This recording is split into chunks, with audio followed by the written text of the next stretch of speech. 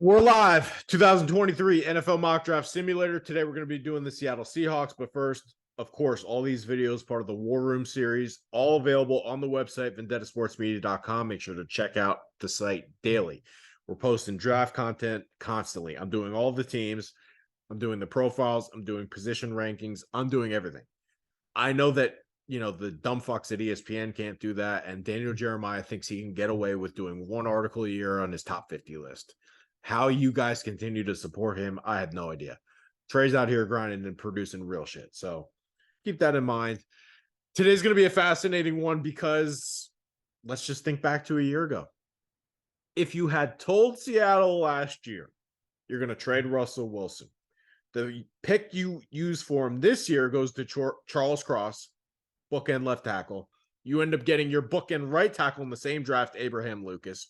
You nail the Kenneth Walker pick. You nail the Tyreek Woolen pick. And heading into this year, you make the playoffs. The Broncos suck, and you're in position to take one of these quarterbacks. How can you not? How can you not? The problem is who's available at 5? Which quarterbacks are you willing to take at 5? And did Pete Carroll grow a brain? Because in years past, again, you can go look at the site, NFC South draft grades, or I don't know why I said South. That's Pacific Northwest. If you can't tell already, I'm really tired and I'm doing way more content than the other people. So as you can see, NFC West draft grades. I've been hammering Pete Carroll for years, and he's been dead wrong all the time, whether it be Malik McDowell, Jermaine Irfetti, Collier, the TCU guy they picked, Dwayne Eskridge. They've just flushed picks down the toilet for no reason at all, mostly because maybe he's power hungry and maybe he stopped watching college football. I don't really know what to tell you. A classic Pete Carroll pick here would be Tyree Wilson, just to turn a card in there. I think that would be criminal, but I think that version of Pete Carroll still exists because he's done it in the past. And any person that's willing to trade 2 first-round picks for Jamal Adams is just brain dead sometimes. So I don't know what Pete Carroll's going to do. They're the biggest X factor team in the league here when it comes to the draft. I don't really know where to go from here other than let's load it up, see who's available at 5, and go from there. Going to be fascinating. Going to be fascinating. Seahawks, we'll just do 3 rounds just because they have a high value pick here at the top and we've done the back end so many times. So let's see what we can do. Why is it frozen? And we have no trade offers.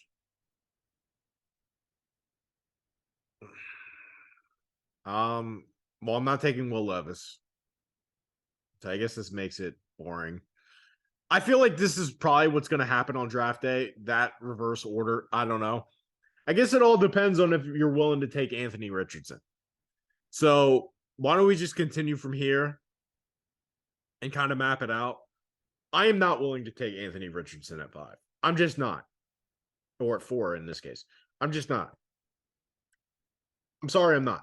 I don't think he's the next Josh Allen. If you go back and read the site, I was a Josh Allen believer. I get the tools with Anthony Richardson. I do. The thing that scares me the most here is he misses so many layups. And I'm just not sure he's ever going to be an accurate guy. I just don't. And if his number one trait is, he's big and he can run, it's just never the history of the guy that wins in the NFL. So I wouldn't take him. I just wouldn't. I would maybe take him in the 2nd round. Well, my job's not on the line, but I'm not putting my name next to that. I just couldn't. So if I'm in this spot, I guess we'll draft based off of me. I am taking Jalen Carter. I think Jalen Carter is the best player in the draft, and I have no problem turning the card in and sleeping well at night. That's all there is to it. I mean, he's the best player in the draft. And if you want to say the character issues are too much for you, that's fine. I think they're all draft politics. I do. I think their teams planting shit hoping he falls. because he's just that much better than everybody else. And it's so hard to find game-wrecking defensive tackle talent like that. So we're just not going to pass on him. But that's how I feel about it. I just couldn't take Richardson. I couldn't. I know he's a total wild card. There's a chance that he hits.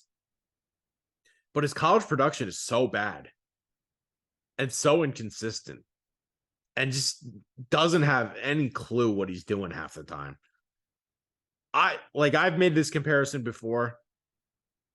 I just think he's a much more athletic version of Jacoby Brissett, and his combine numbers were so freaky that maybe that's disrespectful, and they were even better than Cam Newton's. But I mean, Cam Newton was a Heisman guy. Cam Newton took a bad Auburn team where their only draftable prospect was Nick Fairley to the national title game. He did none of that. And if you want to blame Billy Napier, that's fine. I just don't think Napier's a terrible head coach. I don't. And I couldn't do it. I couldn't do it. I mean, we can click on his thing, right? He's a freak show. He throws the ball well. At what point are you just hoping and praying here? Because I think that's what you're doing. And at this high in the draft, we can't miss. So we'll turn the card in for Jalen Carter, and then we'll see who's available in our next pick. I think that's the move. And it sucks because I think this Geno Smith thing is not sustainable. I don't. Move down a couple spots. Again, I'll go on record for this. I don't think that Geno Smith is sustainable. That's not enough to move down. So we're going to reject that and we're going to take Ringo. Ringo's going to be opposite of Tyreek Woolen. We're building a real fucking defense now. Then Georgia boys are better than everybody else. Again, I've been saying this over and over again. I've been saying this for the last 5 years. If you can't figure out by now that Georgia has better players than everybody else, you need help. This guy fits the system. He's a long corner. He's physical. He tackles. Big time recruit. He hasn't come close to his ceiling yet. You put him with Woolen, your secondary starts to become a little bit scary now. Your secondary becomes a little bit scary, and now we added a freak show up the middle. So I don't think a 4th-round pick is enough to miss out on the opportunity to take Ringo. So that's what we'll do. Our team's a lot better. Done my job. We still need a quarterback, and we've probably made things more difficult to take one next year because we've improved the roster. But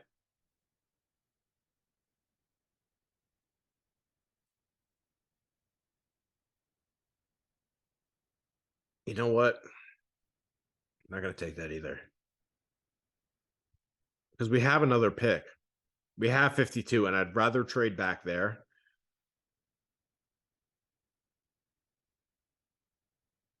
Wait, Brzee is still on the board. He's still on the board. We have to take him. We have to take him. We have to take Brzee. I have to. I have to. We're talking about the former #1 recruit in the country. He had a death in the family. You want to hold that against them, go right ahead. I'm not going to. I'm just not going to. I think this dude's a freak show. I think he's awesome. And let's just call it what it is. Clemson had a down year. I don't think it had anything to do with him. I think it had everything to do with a stale offense. I think their defensive line is still really good. You got Miles Murphy. I think he's better than Miles Murphy. You're telling me for the next 10 years, I'm going to put that dude next to Jalen Carter with the secondary I've already built? Good luck. Good luck. Good luck. How could you not? How could you not? Now, again, as I was saying earlier, the problem, and here's a spot I'd much rather trade down.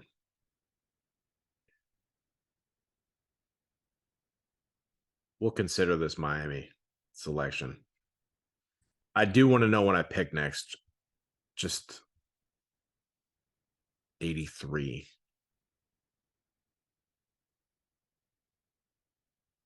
Because I could just take Torrance here. And if I don't take Torrance, I don't really want anybody. That's what we're gonna do. We're not gonna fuck around. We're gonna improve both lines of scrimmage. We're a run first team. This dude eats people. I would take him at the back end of the first round. I seriously would. And the fact that he's still available here at 52, I took him in the first round with the Eagles draft. I don't know what you're looking at if he's still on the board at 52. In this draft, in a terrible draft like this one, I can't pass here. And I know I'm turning the card in a lot of times in a bad draft. You're telling me I'm going to come away with all this? You're telling me I'm going to come away with all this? And again, I understand I've made the team a lot better, and now it's going to be hard to actually acquire a real quarterback. But my job here is to take the best player possible. My job here is to build a Super Bowl winning roster. We have to think next year we'll find a way to come away with a quarterback.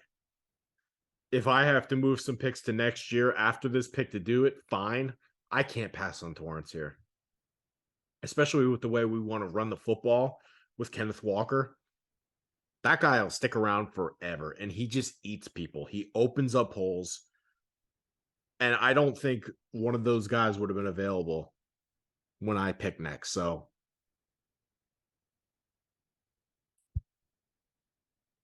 I love the work that we've done here today. I love the work that we've done here today.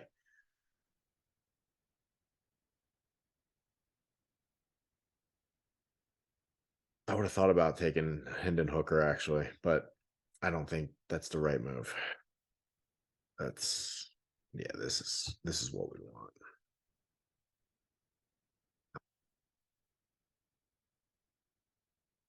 You don't even need that pick.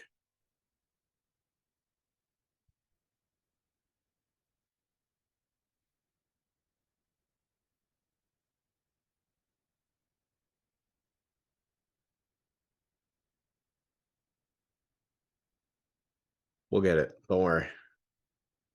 Because now we've turned the card in a bunch of times. I'd like to start collecting now. Now I'd like to start collecting. Good. I don't know why they continue to do that, but no problem. No problem. Move down a couple spots. We start collecting now.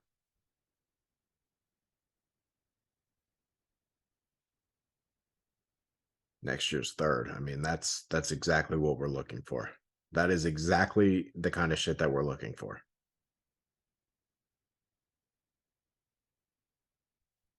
That's exactly the kind of thing we're looking for. Let's start adding for next year now. Good. Fine. Because there's not really a guy that I'd want to take here anyway. And I think that's going to do it for us.